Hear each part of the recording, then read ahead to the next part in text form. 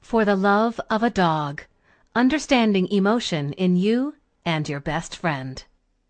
By Patricia McConnell, Ph.D. Narrated by Ellen Archer. Copyright 2006 by Patricia McConnell, Ph.D. This unabridged audiobook is published by arrangement with Patricia McConnell and Zachary Schuster Harmsworth, and was produced in the year 2006 by Tantor Media Incorporated, which holds the copyright thereto. Note from the author. The stories in this book are all true, although I have changed the names of all my clients and most of their dogs in order to protect their privacy. I doubt that the dogs would care if they knew you were reading about them, but I can't ask them, so I've covered my bases and changed their names. I kept the names of my own dogs. That's what they get for living with a writer.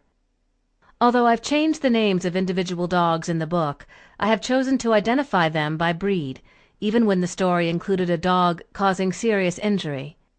I realize that might result in some criticism. No one wants to hear about an individual of a breed they love causing serious harm. 2 of the breeds I mention are Rottweilers and Pit Bulls. Because of the negative publicity those breeds tend to attract, I thought long and hard about changing their breed designation in the case stories recounted within the book. But then changing to another breed would anger lovers of whatever breed I chose. I considered changing all the dogs to mixed breeds or never mentioning breed at all, but that seemed dishonest and contrived. I finally decided that the best thing to do was to simply recount what happened, the way it happened. However, I don't want the stories in this book to add to stereotypes of those breeds, any more than I want people to believe that Labradors and Border Collies are dangerous dogs, just because there are stories in the book about ones who have caused serious injuries. As readers will see, I adore Border Collies, but a problematic one can be a nightmare. The truth of the matter is that dogs who can open their mouths can bite, and big, strong dogs are more dangerous than little ones, and most important, a tragically large number of dogs are being bred and raised by people in this country for all the wrong reasons.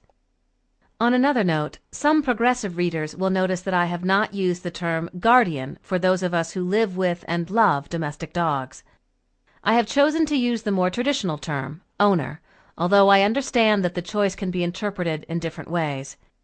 I'm the first to admit that owner is not a perfect description of who we are to our dogs, but being perhaps too old and set in my ways, I find the term guardian a bit awkward. I'm working on it, but I just can't make it feel right yet.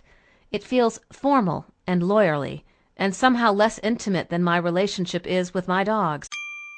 Sample complete. Ready to continue?